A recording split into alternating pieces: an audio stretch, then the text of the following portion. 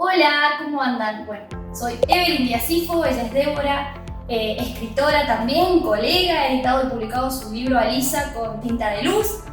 Y esta es la segunda parte del video, no importa el orden en realidad, la idea es darles tips para aquellas personas que están escribiendo, que quieren escribir su primer libro o que ya han escrito otros libros y quieren enriquecer por ahí con más ideas, contenido, nunca está de más eso. En la parte 1 les hemos contado cómo conectar, digamos, con esa idea inicial para escribir tu libro, cómo estructurar la historia, la trama, cómo organizarte con eso.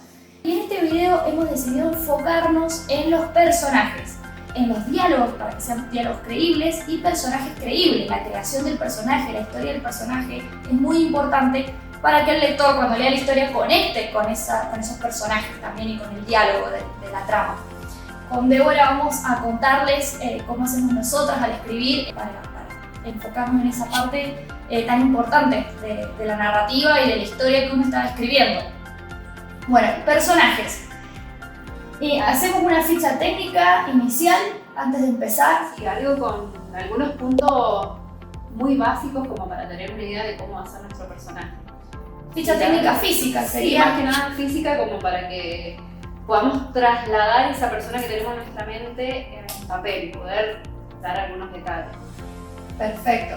Bueno, también el tema de las muletillas, de trasladar las muletillas, que todos tenemos muletillas al hablar, está bueno trasladárselas a los personajes, Claro. eso. Claro, lo que hay que tener en cuenta cuando creamos los personajes es que tienen que ser lo más creíbles posible. Sí, lo más como real si fuera posible. una persona que está frente a nosotros contándonos su historia, contándonos quién es, qué es lo que quiere también. Sus miedos, sus tics, si tiene un tic especial, Claro. no sé. O si Guiño no sé, un ojo, tuvo o una sea, cicatriz de algo, de una caída que tuvo cuando era niño, Exacto. cómo se la hizo, esas cosas son importantes.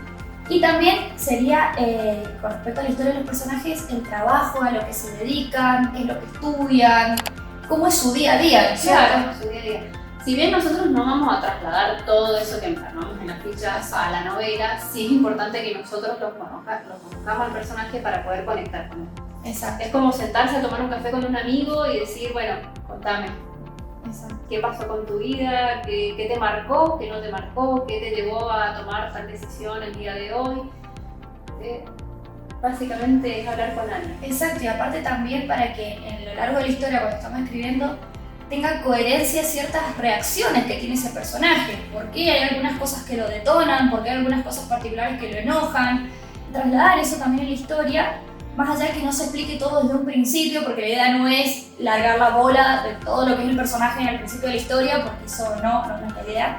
Hay que hacerlo de una forma sutil, ir presentando al personaje de forma sutil Claro, entre de medio de poco. la historia, ¿no es cierto? Claro, a lo largo de todos los capítulos. Entonces, no sé, por ejemplo, si la historia comenzó con el conflicto, el ir descubriendo por qué a lo mejor él reaccionó, no sé, escapando de la situación.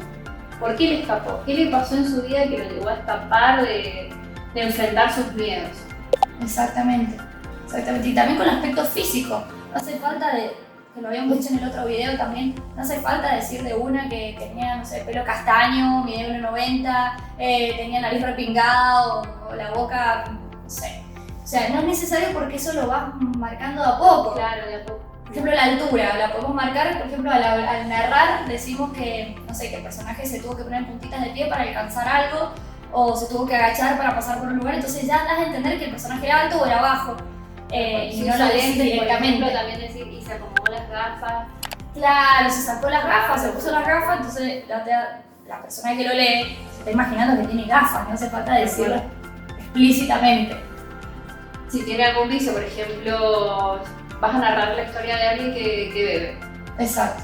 No directamente decir, bueno, no sé, José bebía mucho alcohol. No, decir, no sé, que se encontraba en la taberna. Llega por el quinto vaso, la quinta copa. Está muy mareado, no puede articular las palabras, siempre hay alguna O forma. que el de la barra ya lo conoce de siempre, ya sabe lo que pide siempre. Directamente no le pregunta, le sirve el vaso. Ahí das a entender que el personaje es bebedor, o sea, que va seguido al bar. Claro, tal cual. Está bueno eso. ¿Qué otra cosa más se podría tener en cuenta para darle más credibilidad a los personajes? El Y pasado. en la parte del pasado también me planteo cuál es el objetivo. qué es lo que está buscando el personaje en esta historia, hacia dónde quiere llegar y cómo quiere él llegar, qué meta se va a meter o va a tener para poder cumplir lo que quiere. Y si realmente lo va a conseguir al final de la historia, porque puede pasar de que todo se trunca hacia el final y él no obtiene lo que quiere. Claro. Entonces, bueno, también eso es parte del camino del héroe que se dice, es la planificación del personaje. Y también es muy importante hacer mucho hincapié en esto de la personalidad de nuestro protagonista para presentar un personaje redondo, que tenga una evolución, ya sea positiva o negativa. Exacto. Porque si presentas algo completamente plano, Claro, que sí. se va a mantener de principio a fin igual, y bueno, no sé qué historia me estás contando. Totalmente. Y es como la vida misma, uno va cambiando también, vas creciendo. No somos los mismos que éramos hace 5 o 6 años atrás o 10 años atrás. Uno va aprendiendo también de las experiencias. Te van marcando y bueno, lo mismo se traslada, todo eso se va a trasladar hacia los personajes. Exacto. No importa si es principal, si es secundario, no importa, todos tienen un trasfondo que los llevó hasta el momento en donde uno está presentando la historia. ¿Hasta qué punto es necesario involucrar en la historia a la familia del personaje con el árbol genealógico, básicamente? O sea, los hermanos. Porque uno por ahí, en querer hacerlo lo más creíble posible, peca de agregar gente que no tiene nada que ver con la historia, que no van a hacer en sí la historia. Los ingresos solamente cuando realmente van a aportar algo. Exactamente. Por ejemplo, si lo marcó alguna niñez que hacía el papá o la mamá, y bueno, sí, introducirlo de a poco a modo de flashback, esa situación que lo marcó, pero no directamente agregarlo por agregarlo. Ni hace falta mencionar desde un principio cuántos hermanos tiene, por ejemplo, cosas así. Claro, no hace falta. Esos son pequeños datos que se van dando de a poco. A no ser que los familiares cumplan un rol muy importante en la historia. Exactamente. Bueno, también el tema de la parte psicológica de los personajes. Sí, eso también me parece un aspecto muy importante porque en la vida cotidiana nosotros, por ejemplo, ir a algo de la casa. Si vos tenés desordenado cierto lugar de tu casa, es algún rasgo psicológico tuyo que tenés que cambiar, que tenés que modificar, no sé, puede ser por algún miedo, algún trauma, alguna ansiedad, lo que tengas, eso mismo también se va a trasladar al personaje. Si estás escribiendo una historia gótica, por ejemplo, va a haber un ambiente dentro de esa historia que va a reflejar mucho el aspecto psicológico del personaje. Va a ser todo oscuro, va a causarle miedo al protagonista, va a estar todo deteriorado y va a ser parte de la experiencia que él está viviendo. Exactamente. Y también hay que investigar la parte psicológica. Creo que tenés que ser psicólogo también, aparte de escritor, o investigar esa parte de cómo funciona la conducta humana, la psicología, y cómo se relaciona con el lector. Exacto, porque eso le da más solidez al personaje también. Tal cual. Está muy bueno. A mí, bueno, libros para recomendar que también nos puede guiar. A mí me gustó mucho los libros de Obsesión Perversa, ¿era? O Perversa Obsesión, de Victoria Schwab. Perversa Obsesión de Victoria Schwab, que encara la historia del lado del villano. Sí. Y te hace conectar con el villano hasta el punto de entenderlo el villano y entender por qué actúa como actúa. Eso está bueno también porque te hace conectar. La idea siempre es que el lector conecte también con el personaje, ya sea el bueno o el malo de la historia, porque todos somos buenos, o sea, nadie es totalmente bueno ni nadie es totalmente malo, o sea, y eso depende de la perspectiva donde lo mires, porque el que es malo por algo que le pasó, claro, que está relacionado con su historia, entonces bueno, es como ahondar eso también está bueno. Tal cual. Así como el protagonista va a tener su historia, aquel que va a ponerle las trabas, que va a ser el antagonista, también tiene su historia, también tiene su motivo de por qué no quiere que el personaje cumpla su objetivo, su misión, entonces sí, eso está bueno. Y por ahí a lo mejor te das cuenta leyendo la historia del villano que no es tan villano. Claro, es que depende del punto de vista donde lo mires. ¿Para quién es villano? Todos creo que debemos ser villanos para alguien y el héroe para otra persona. Porque depende también la perspectiva de cómo la otra persona interpretó las actitudes que el lector también va a tener. Porque a lo mejor decís, bueno, no, el protagonista la verdad que me cae re mal porque es muy caprichoso y de repente te encontrás con el villano y decís, pará, los objetivos que plantea, por ejemplo, si estás leyendo y sentís que ese protagonista es muy caprichoso, no entendés realmente lo que quiere o no es lo que como vos lo quisieras, como lo plantearías, y de repente lees al villano y decís, tiene más lógica lo que está planteando. Me parece más razonable lo que dice el villano. Entonces, cambias tu perspectiva y no pasas a ver al villano como villano. Exacto. Entonces, bueno, creo que es muy importante. Sí, es como que le das la posibilidad. ¿Qué querés, Milú? ¿Querés hablar vos también? A ver, ¿cómo escribís vos tus personajes, Milú? Bueno, eso sí, y también darle la opción al lector de conectar con cualquier personaje, no con el que vos le impones desde un principio que es el protagonista, sino como que el lector el lector se identifique con un personaje o con el otro, que hayan otros lectores que se identifiquen con otro personaje. Por ahí también a mí me sirve cuando creo los personajes basarme en personas reales que yo conozco, en amigos, familiares. Entonces me sirve de guía porque ya sé cómo reacciona ante ciertas situaciones, porque ya sé cómo es. Entonces, bueno, eso también sirve para crear un personaje, te da ideas, te inspira. Y también ver cómo hablan y se comunican los demás, eso te ayuda un montón para poder creer. Exacto. Bueno, ahí para los diálogos creíbles. Claro, para los diálogos creíbles. Porque decís, bueno, mira, siempre que habla hace este mismo gesto. Y es muy particular de esta persona. ¿Qué tal si yo le hago lo mismo a mi personaje? Exacto, está bueno. Y a lo mejor un lector va a decir, uy, mira, yo hago lo mismo cada vez que hablo o cada vez que digo algo. Entonces, es esas pequeñas cositas que uno hace en el día a día que también se pueden trasladar. Exactamente. Y los diálogos, para hacer diálogos creíbles. Obviamente el diálogo no va a ser igual cuando habla una persona que cuando habla la otra, porque justamente eso tiene su forma de hablar diferente. Y también podemos marcar, qué sé yo, ciertas muletillas del personaje al hablar en los diálogos también. No hace falta que todos tengan muletillas porque ahí ya pierde credibilidad. Tiene que ser como un personaje de última que tenga una muletilla o dos, o un tic. No a todos ponerle lo mismo, o sea, que haya variedad. Por ejemplo, si estás escribiendo una novela juvenil y bueno, no sé, este personaje X le va a gustar hacer chistes medio sarcásticos. Claro. Mantener ese sarcasmo a lo largo de toda la historia. No perder la coherencia. No perderlo, claro. O hacer que otro personaje se comporte del mismo modo, porque ahí no estás marcando una diferencia entre cada uno de ellos. Exactamente. Y lo que más importante es no robotizarlo, porque, hola, ¿cómo estás? No hace falta que por ahí tengan ese tipo de diálogo. Exacto. Eso es como que omitirlo, Claro. Porque es obvio, o sea, vamos a lo que importa. Bueno, sí, hola, ¿qué tal? Y empiecen a hablar, o sea. Claro, o a veces directamente ni ponerlo y directamente agregarlo en la descripción de decir, bueno, se encontró a tal, lo saludó y ahí empezar con el diálogo. Claro. Totalmente.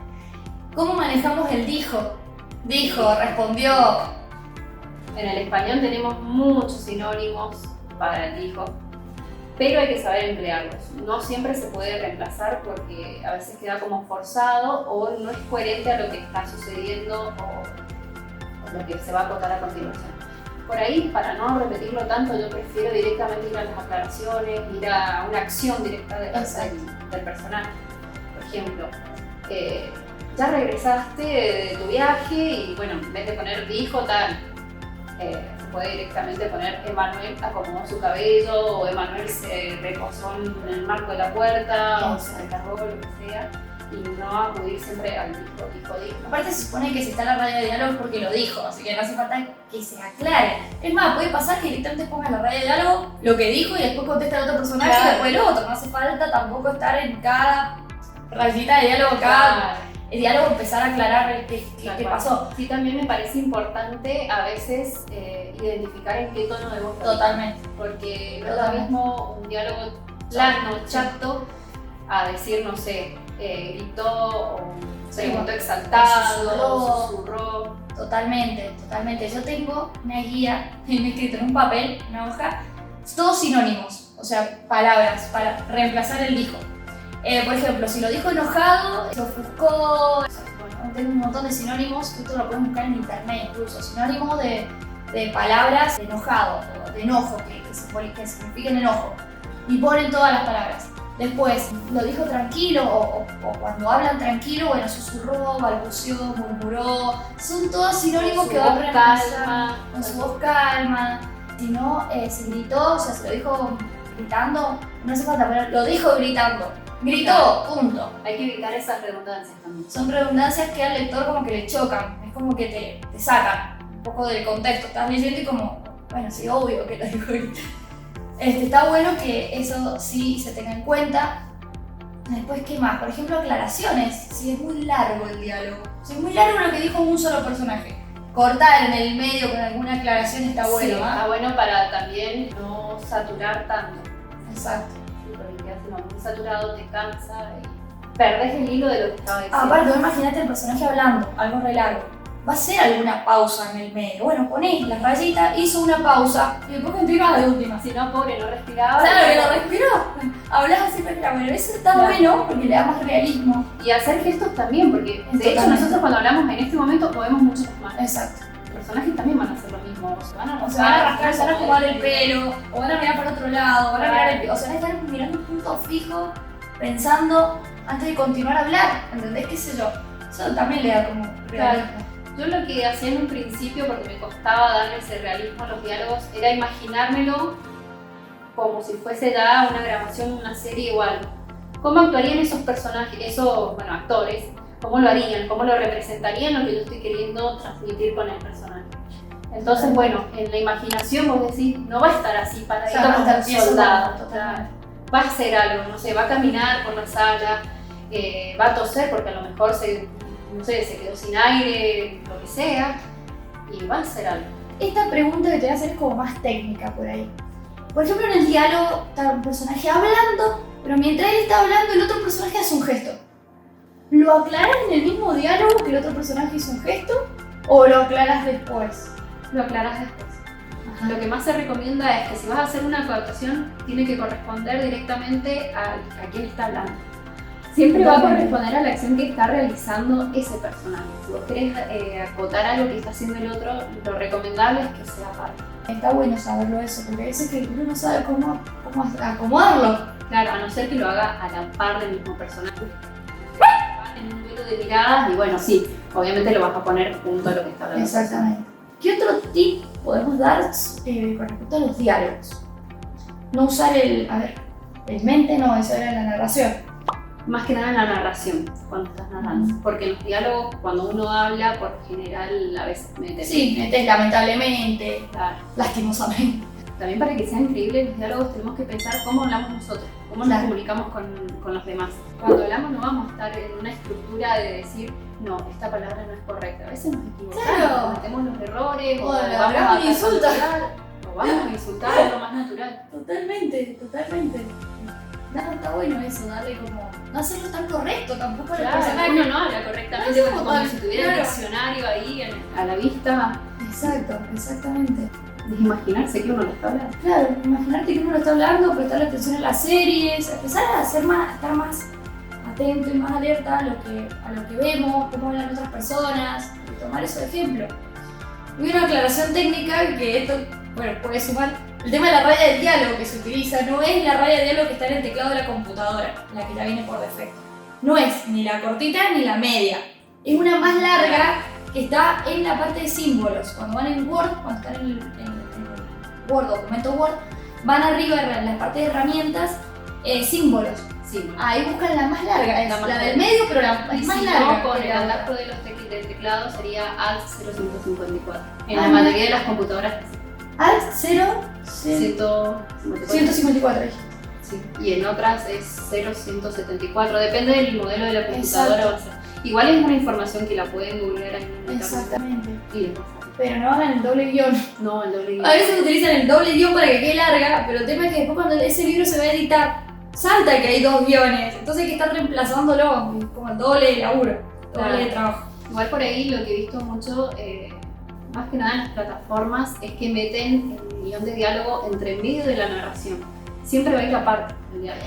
Esa otra cosa. El diálogo Sí. empieza punto aparte, o sea. Aparte hay que tener en cuenta que el diálogo en realidad lo que nos va a introducir es una escena, una acción. Entonces no puede ir entre medio de una narración. En Exactamente. ese caso ya se utilizan las comitas angulares. Y por ejemplo, si estás narrando y querés decir que tal fulanito dijo tal cosa y ponés los dos puntos y aparte empezás la raya, el Claro. diálogo. O lo puedes incluir ahí mismo en el texto sin el guión y depende en realidad de cada editor si lo pone en cursiva o con comillas angulares. Eso va a depender de cada editor. Claro, porque puede pasar que sea una narrativa que no conlleva diálogo y capaz que Claro. un diálogo, dos diálogos, y en vez de hacerlo con rayita, lo hace con Claro. la aclaración. Tal cual, tal cual. Por ejemplo, si han leído el libro gótico, van a ver que la autora utiliza mucho ese recurso. Miramos. Y también leer otros libros. y aprender de otros autores, cómo generan ciertas reacciones en el lector, porque uno cuando lees empieza a sentir lo mismo que el personaje, o empezás a conectar con la escena. Bueno, estudiemos, analicemos desde leyendo como escritor, analizando qué recursos utilizó ese escritor para generar eso en el lector. Así que sí, eso es importante, aprender de otros escritores. Bueno, espero que este video les haya servido. Si tienen algún otro tip que se les ocurra, lo pueden comentar en los videos, o algo más que quieran aportar, está bueno saberlo. O si les sirvió, también está bueno que lo comenten para saber. Si la idea es que esto les sirva, porque por eso compartimos esta información. Y si les gustó el video, dejen un like y suscríbanse al canal para no perderse ningún video. Si quieren leer los libros de Débora, pueden buscarla en Wattpad, tiene varios libros ahí publicados. Hay un libro de ellos, Alisa, que está publicado en papel físico y en ebook. En Amazon lo consiguen o la contactan a ella en sus redes sociales. Por mi lado, El Reino de Fire, la trilogía, la pueden conseguir contactándome por Instagram. Hay una promoción de los 3 libros con envío gratis a todo el país de Argentina. Para quienes no son de Argentina, lo pueden comprar por Amazon. Y bueno, espero que, vamos a seguir grabando otros videos, también con más tips. Y bueno, nada, nos vemos en el próximo video. Gracias por verlo hasta el final. Chau, chau. Chau. ¿Querés escribir una novela pero no sabes por dónde empezar? ¿O tenés la idea pensada pero no sabes cómo plasmarla? Imagínate cómo sería escribir tu novela pero disfrutando del proceso. En este curso te guiaré durante el proceso creativo para escribir tu primer libro. Veremos temas como la inspiración, cómo crear o generar esa idea inicial, cómo plasmar esa estructura general antes de comenzar a escribir, cómo crear personajes profundos y realistas, cómo crear diálogos creíbles, cómo crear escenas de acción y muchas cosas más que te servirán para poder escribir con confianza y disfrutando el proceso de escritura. Anímate a cumplir tu sueño y da tu primer paso como escritor haciendo clic en el siguiente link para acceder al curso. Te espero en el curso. Anímate y no postergues más tu sueño. I said stop writing. Will you stop writing?